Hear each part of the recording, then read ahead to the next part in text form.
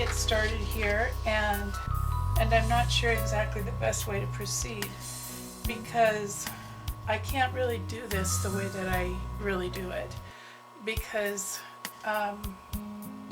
most of you aren't set up to sew through the amount of layers. I think we figured out in the earlier video that my flower consisted of 4 layers for the petals, 1 layer for the leaves, and 3 layers for the centers. And not all of it overlaps. The leaves aren't necessarily overlapped by the center, but you're still dealing with a lot of bulk. Scale is important, and because my piece is 1/3 the size of my original, I obviously can't make the flowers the same size, because you could really only put 1 and maybe half of 1, which could look really neat.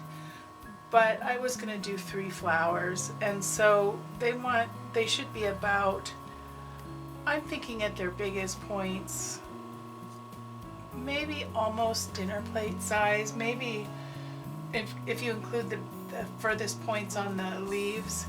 And so with that in mind, I'm going to first cut some leaves and place those, and then I'm going to work on the flowers.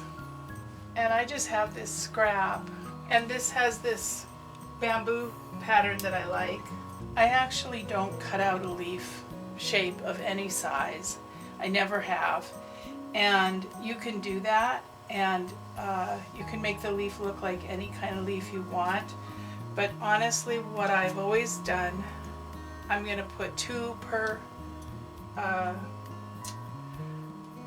flower. Possibly I'll do one that has 3. I like to do 3. And all I do is make some triangles and then place them. And of course, if you have a part of your background that you really dislike, it would be smart to try to get one of these leaves over that. And I'm kind of referencing my original just for a plan, not so much that it's so perfectly done, but just that I have less to think about, and I can think about trying to really convey this information to you and not think quite so much about my design. It's good to press these, so I'm going to do that. And you could even put a little starch on them. Now these are pretty stiff with spray starch, and they're moving around a little bit, which is fine. They can move around right up until the point that I sew them down.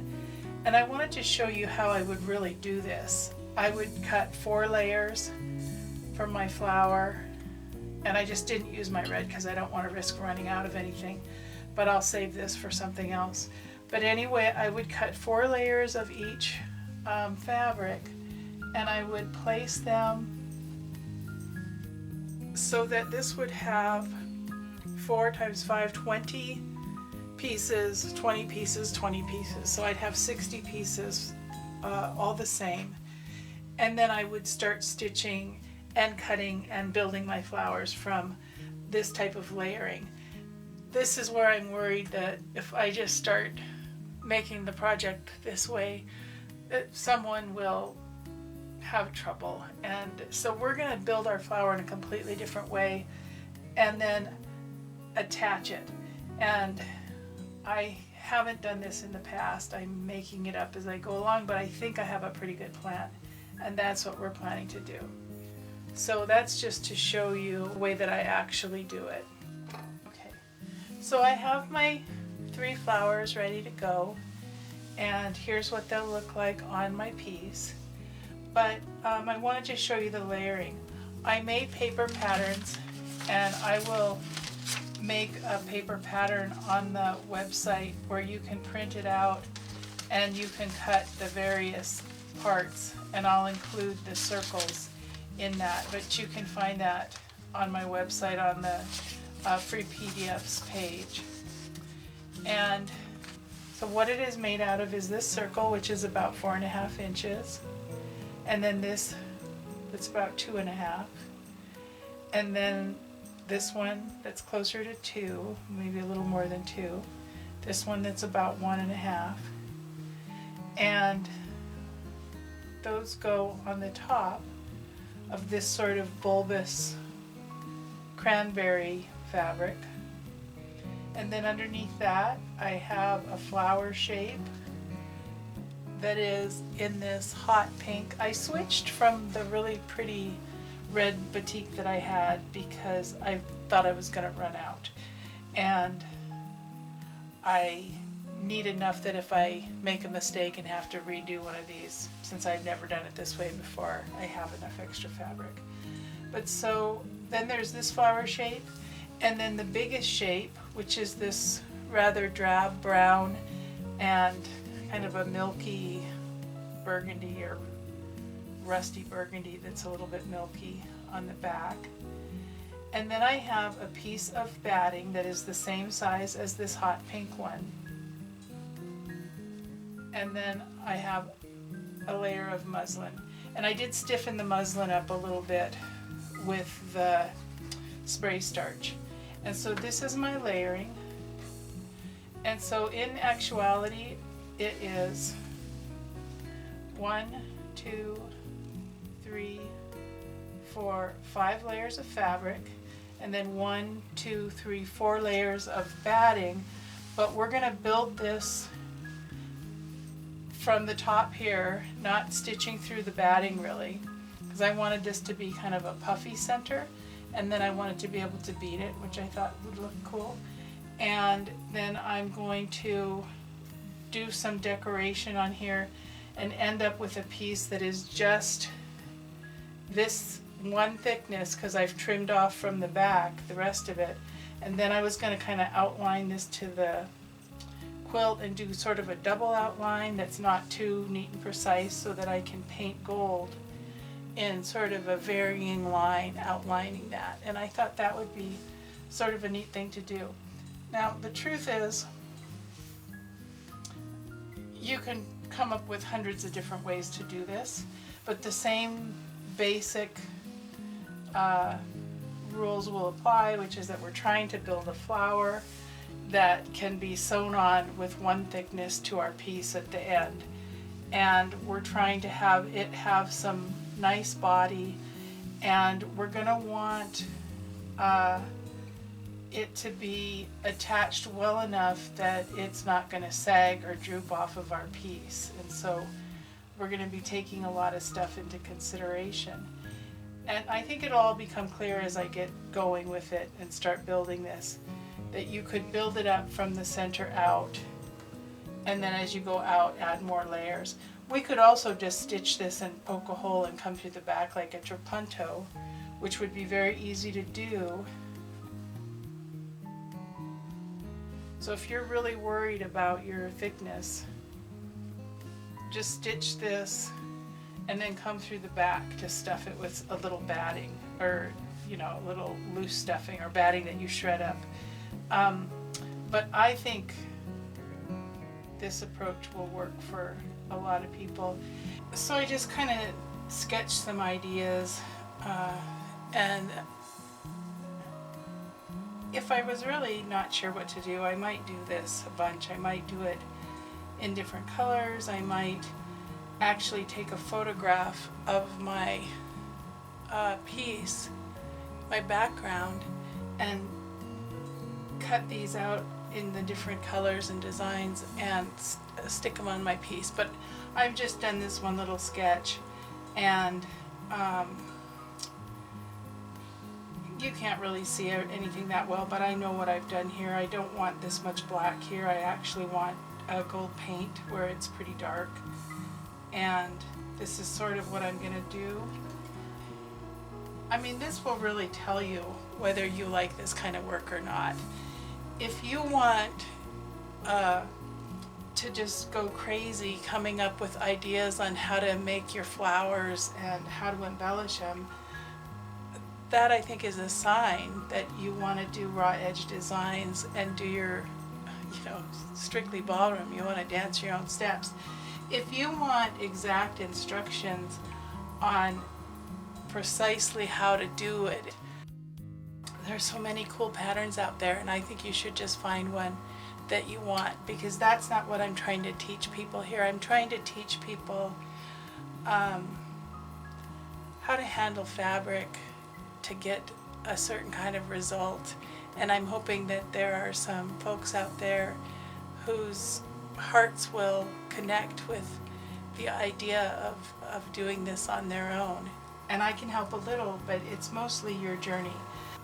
It's actually kind of a pain to remove some of these marks on your quilt.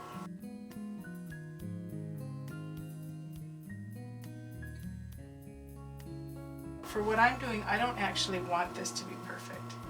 And I'm going to try to manage my layers as I go, and I'm going to try to stay up on the batting. I'm not on all the layers though.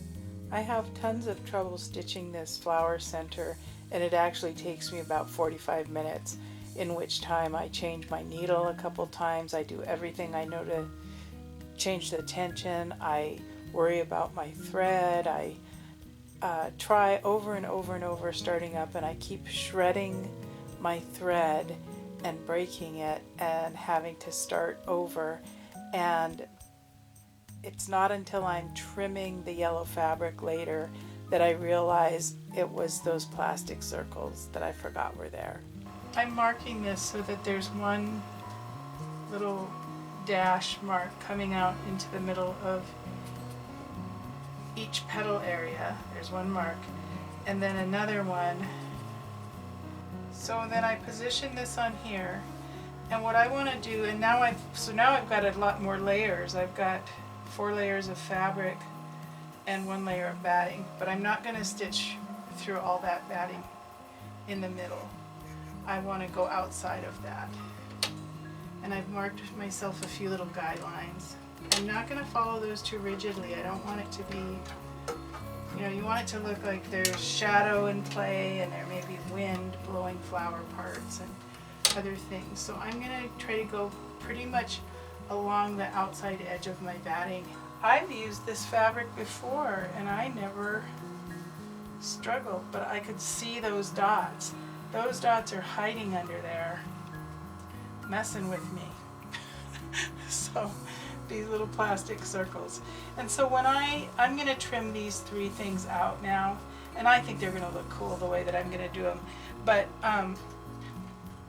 when I stitch this, I'm actually going to avoid those circles as much as I can, because it's really turned just doing this center part into kind of a little freak show for me.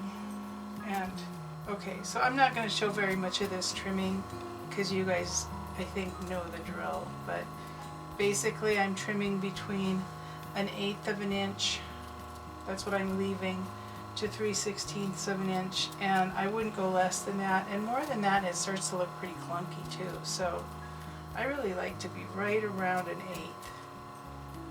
Tiny bit under 1/8 is okay, but I wouldn't go down to 1/16. You're going to have a hard time with some of your stitching. These are tiny stitches because of the nature of what I'm doing, and so they hold better than, a big loose stitch, but even so. So if you can imagine what this is going to look like painted gold, I think it'll be kind of neat.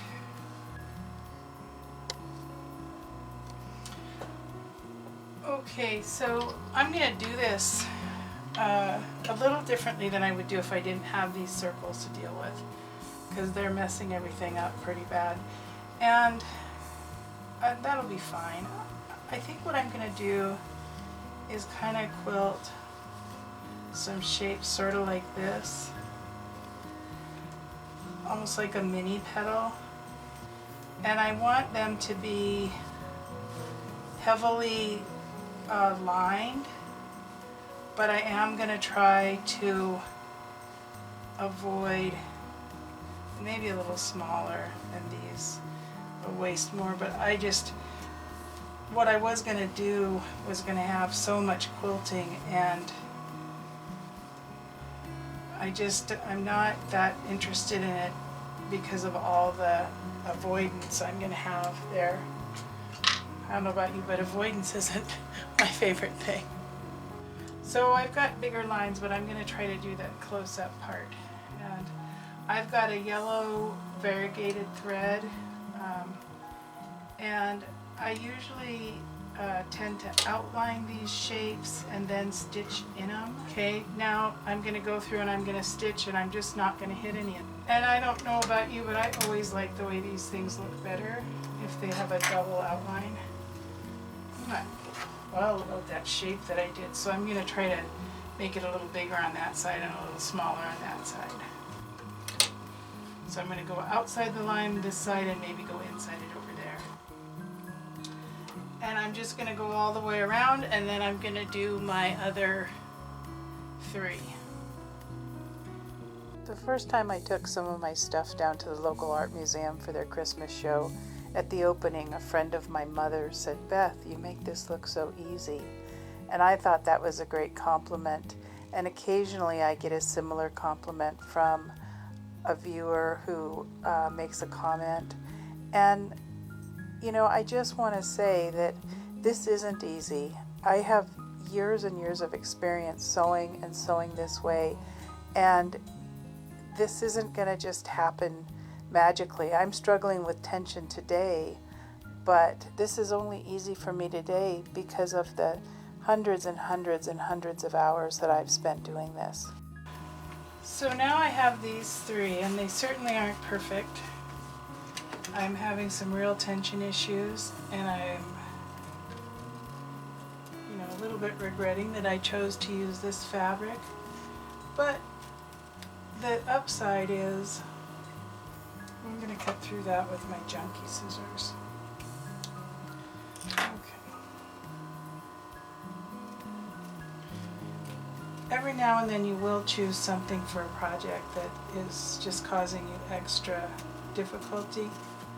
And if I didn't want to have to struggle through sewing this, I thought it would be okay. But if I didn't want to struggle through this after I struggled with it underneath there, I would have just double trimmed this red all the way down with the yellow and had that be an extra layer of interest, and just settled for my petals to have just this, which would be nice because this really isn't as much area to play with as I usually give myself. I do think that this looks cool, and as I said, my disappearing ink will keep drying, and when I paint this with the gold, I think it'll be neat. And I was going to scatter beads over this, so we'll see if that's what we end up doing. Join me next time when we're going to stitch our hot pink flower petals, which will be a nice vibrant part of the petal, and then we're going to trim that away, and then we'll stitch around that in some areas with a lighter thread on this brick colored fabric, and then we'll trim away from behind the remaining muslin and batting, and then we're going to have a piece that we can attach to our quilt. Before we attach it, we will paint our centers because that requires moving the piece around a lot, and it's just going to be easier to do it before we attach, even though we're going to have to paint other parts of the flowers. I just thought I would go ahead and paint these centers while I could just move this piece around as I work. Thanks.